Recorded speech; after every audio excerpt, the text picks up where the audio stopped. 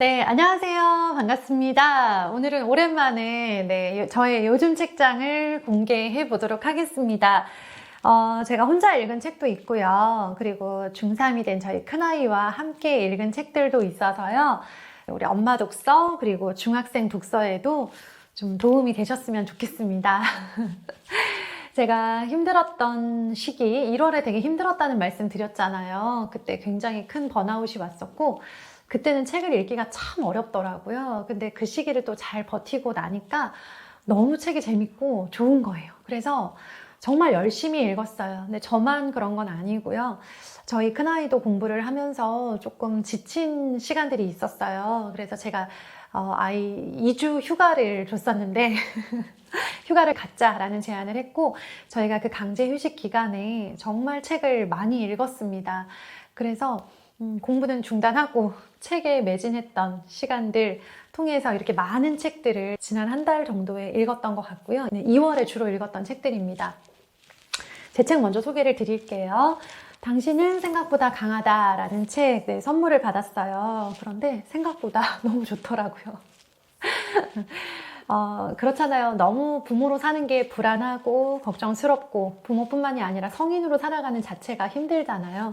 그런 힘든 상황들에서 어떻게 하면 고민, 걱정의 고리를 끊고 내가 조금 단순하면서도 단단한 멘탈로 살아갈 수 있을까에 대해서 여러 가지 좋은 심리학적인 조언들이 나와 있는 책이어서 되게 재밌게 읽었습니다. 자, 생기부 필독서 100이라고 하는 책. 저는 아이를 독서로 키웠고 지금도 독서로 어떻게든 유리하게 대학을 갔으면 좋겠다라는 마음이 굉장히 있는 사람이기 때문에요. 이런 좋은 정보들 현직 고등학교 선생님들께서 생기부에 넣을 때 유리하고 좋은 그런 필독서들을 선정을 해주셨고 너무 감사한 마음으로 읽은 책이었어요. 네. 이 책을 통해서 저희 아이도 이제 생기부를 어떻게 구성을 하면 좋을까, 물론 고등학교 생기부지만 미리 한번 그려보는 시간이 될 수 있었습니다. 다음 책은요, 이 책은 돈 버는 법에 관한 이야기.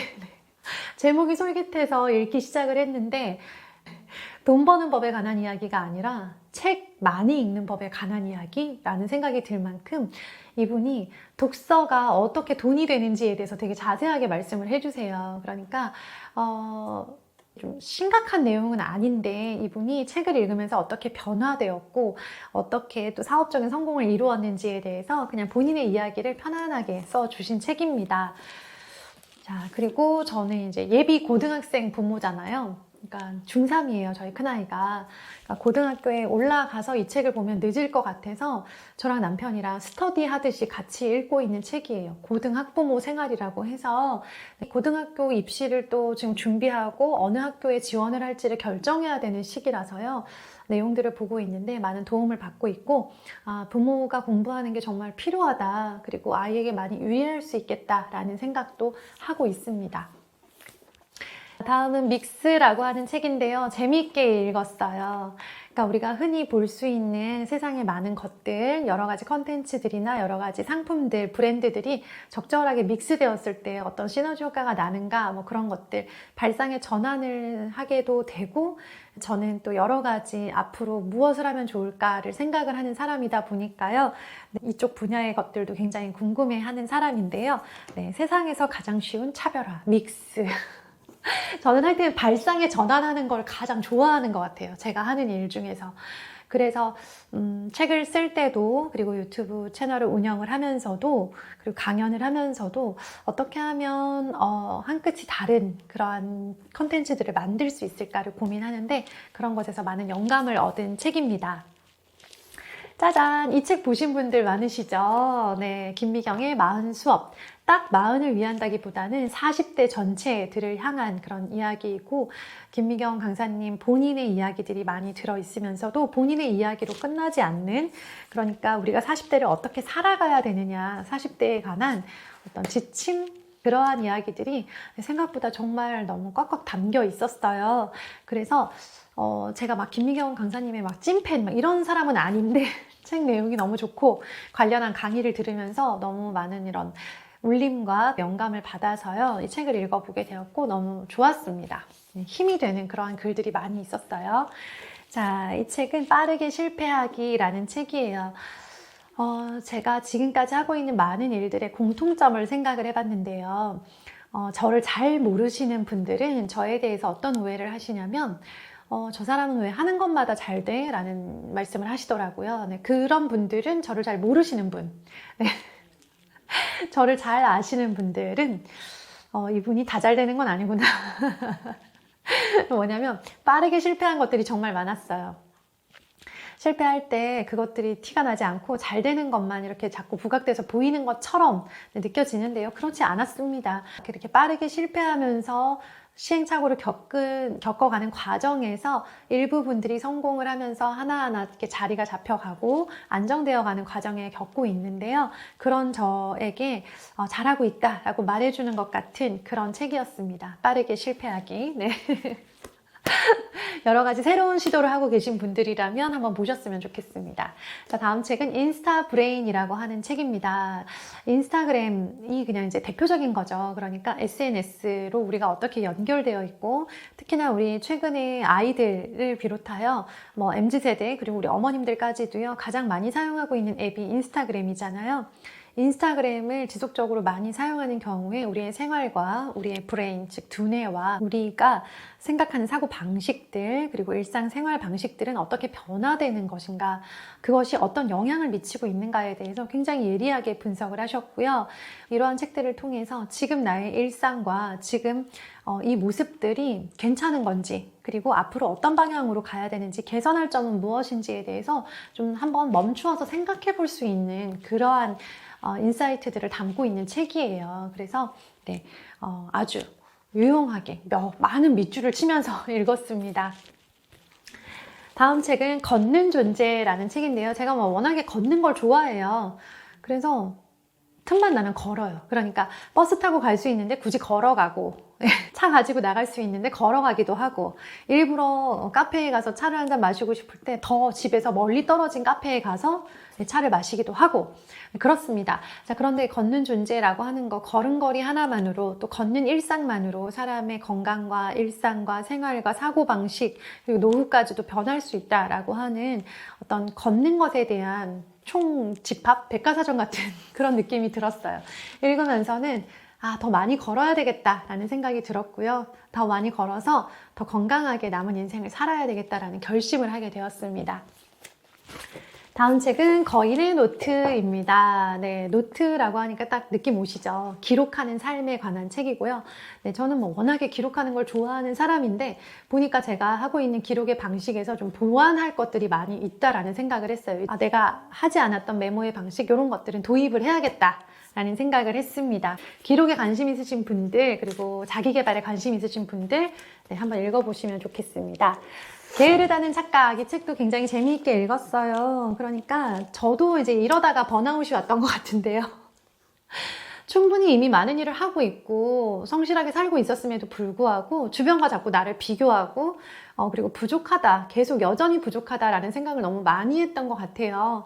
그런데 이게 내가 게으르다라는 착각일 수 있다는 거예요. 실제로 게으른 게 아니고요.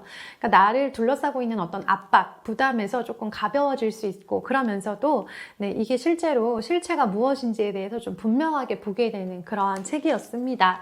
자, 여기까지가 저 혼자 읽었던 책이고요. 지금부터 소개해드릴 책들은 중3이랑 같이 본 거예요. 보여드릴게요. 당신은 전쟁을 몰라요. 네, 우크라이나 전쟁을 겪은 러시아의 한 소녀가 쓴 본인의 전쟁 일기죠. 안내 일기 같은 그러한 책이고요. 이거는 초등 고학년 정도부터는 읽을 수 있을 것 같아요. 술술 잘 읽혀요. 그리고 쉬워요. 또래 아이가 썼기 때문에 어려울 수가 없는 거죠. 그런데 이제 저희 아이도 그렇지만 우크라이나 전쟁에 대해서 정확하게 파악을 하지 못하고 있고 그냥 멀리 떨어져 있는 일이라고만 생각을 하더라고요. 근데 이렇게 한번 책을 읽음으로써는 훨씬 더 관심을 갖게 되고, 또 이런 전쟁뿐만 아니라 사회적인 문제들에 대해서도 관심을 갖는 계기가 되더라고요. 네, 그렇게 같이 읽었습니다. 빌 게이츠, 기후재앙을 피하는 법이라고 하는 책입니다.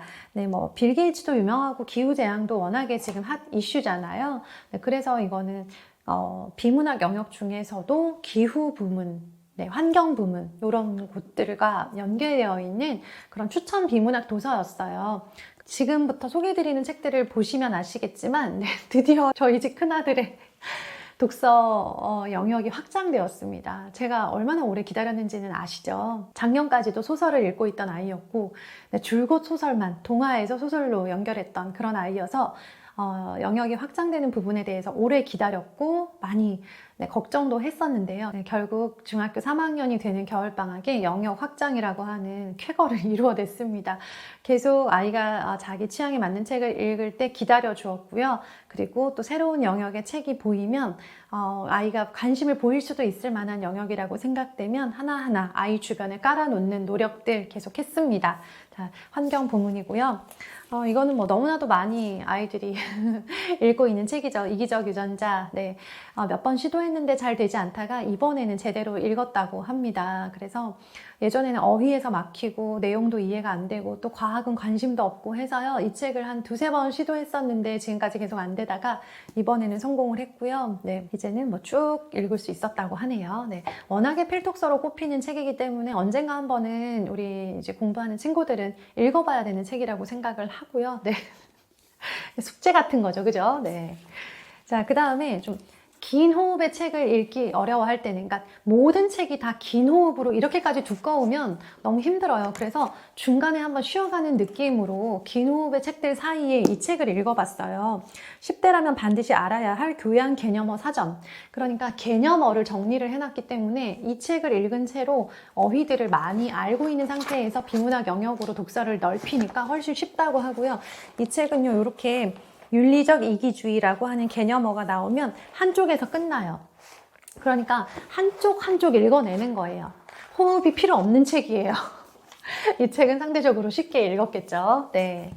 자, 그 다음에 이 책 무엇이 옳은가, 약간 논쟁이 될 수도 있는, 논의할 만한 어떤 토론의 소재가 될 만한 몇 가지 주제들이 나와요. 총 다 해서 7장으로 이루어져 있고요. 예를 들면 햇빛의 가격이 내려간다면 정신오작동이 범죄라고?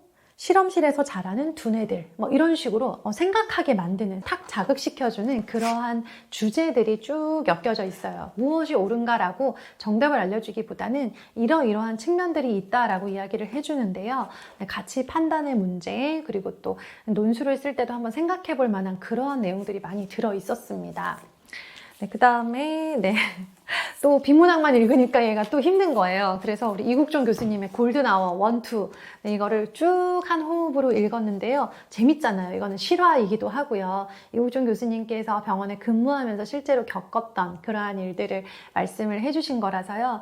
일기장처럼 읽었던 책입니다. 자, 그리고 드디어 이렇게 두꺼운 책 아시죠? 사피엔스도 다시 시도를 했고 성공을 했습니다. 한 번 읽었던 책이고 잘 이해가 되지 않았을 때는 6개월 후, 1년 후에 다시 시도를 했을 때 편안하게 잘 읽어가는 경우들이 있는데 그게 바로 이 책이었던 것 같아요. 워낙에 어렵고 두껍기도 하고요. 뭐 소위 말하는 그런 필독서라고 하잖아요. 역시 부담감을 안고 읽기 시작을 했는데 이번에는 잘 읽을 수 있었고요. 실제로 제가 들었던 얘기 중에 가장 이렇게 좀 기억에 남는 것은 독서를 계속 해오면서 중학교 교과 과정을 성실하게 이수를 하는 학생들의 경우에는 중학생 정도가 되면 성인 수준의 지적 능력을 가졌을 때 읽을 수 있는 책들을 소화할 수 있는 아이들이 있다라는 이야기를 들었었어요. 그런데 이제 이번에 공부를 중단한 채 시간을 충분히 주고 아이가 자기가 원하는 책들을 읽을 수 있는 그런 시간적 몸과 마음의 여유를 주었을 때 확실히 아이가 좀 어렵다라고 생각했던, 그리고 마음의 여유가 없을 때는 감히 도전하지 못했던 책들을 하나하나 읽어가면서 따로 독서 기록을 남기거나 독후감을 작성하지는 않았어요. 하지만 읽어보고 시도하는 자체가 매우 의미가 있었던 시간이었습니다. 이렇게 꽤 많네요. 우리 어머님들 그리고 아이들도 계속 열심히 읽으시는 그런 우리 슬초 가족들 되셨으면 좋겠습니다. 좋은 책 저희한테도 또 추천해 주시면 엄청 도움이 될 것 같아요. 좋은 책 함께 읽었으면 좋겠습니다. 감사합니다.